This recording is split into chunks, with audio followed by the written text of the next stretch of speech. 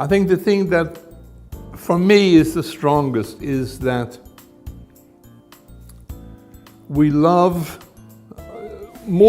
I think almost all Irish people love expressing themselves.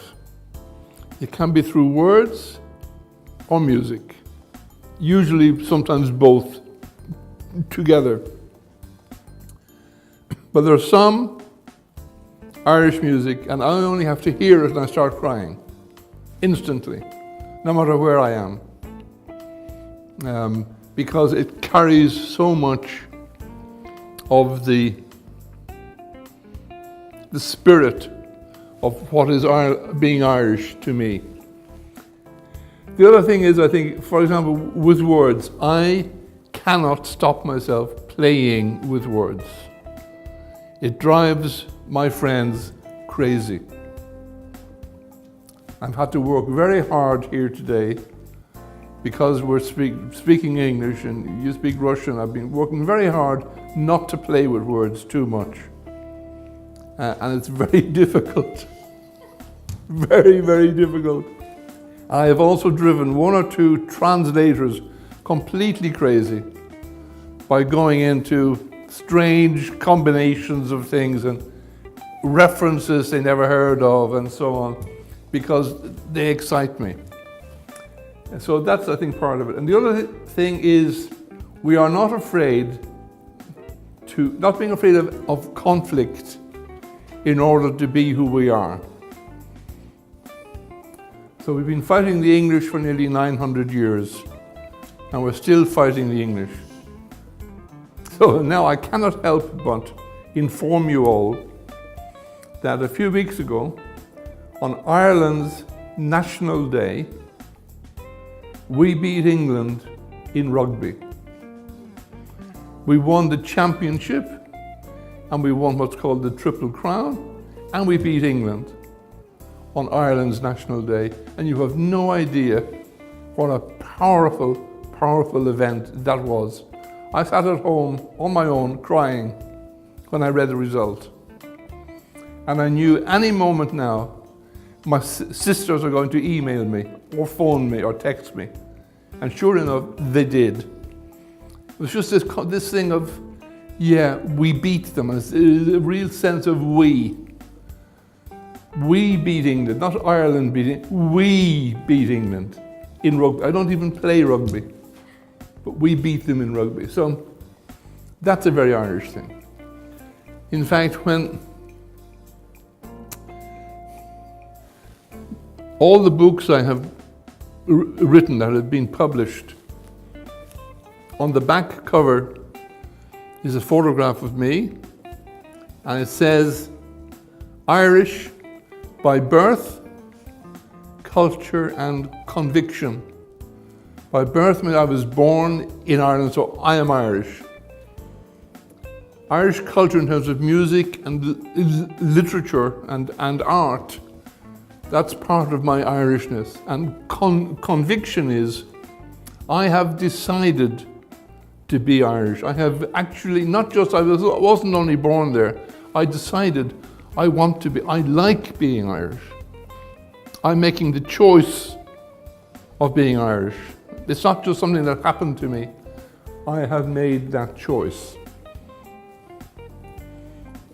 Which is a very special, it's anyway special to me.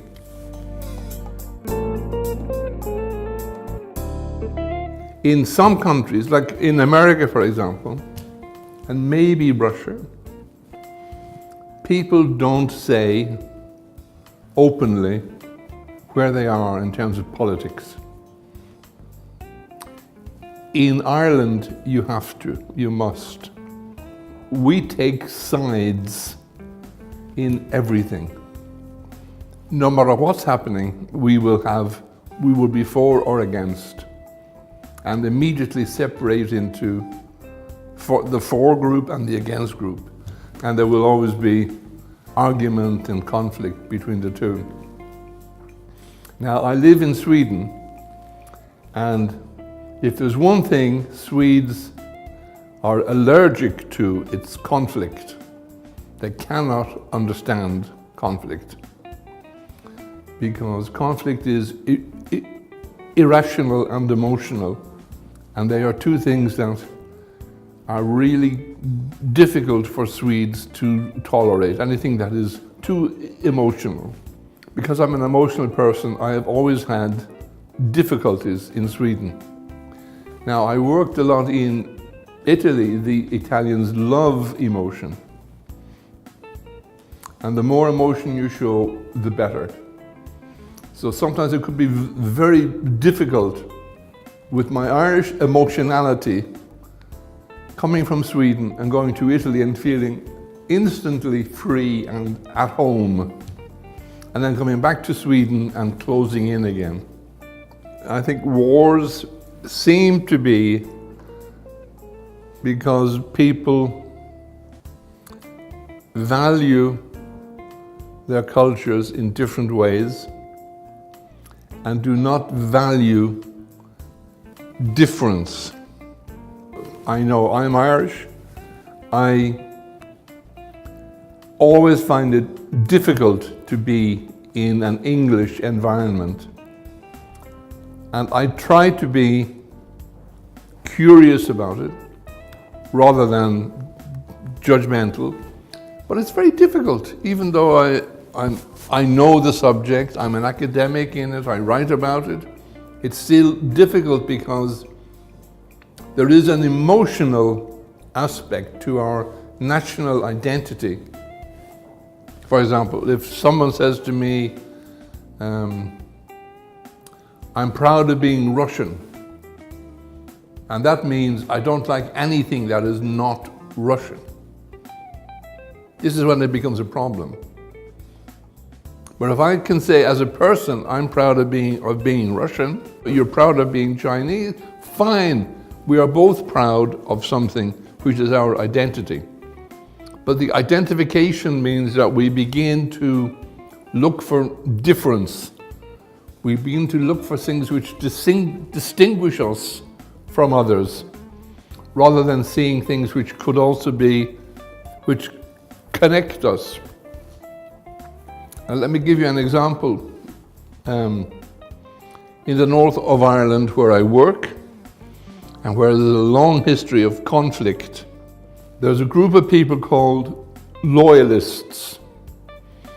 And they are called loyalists because they're loyal to the Queen of England. And that's their identification. And then the people who are Republican Irish, and they are loyal to the idea of being Irish. And I once said since I am also Republican Irish, that we are both we Republican Irish and the loyalists have loyalty as a value. It connects us. They said, no. Their loyalty is different than our loyalty. And then they began to fight about the meaning of loyalty. And that's when it becomes complex, because the identification has taken over. Being loyal to a united Ireland had a better value than being loyal to the Queen. But they couldn't really see that they were both emotions of feeling loyal to something. From a Gestalt perspective, what we can do is raise awareness that it is still there and it is having an impact, and ask people to choose whether they want that impact or not. And if they say, we don't want the impact, then you're going to need to change. But you have to decide what change you make. I can't do it for you.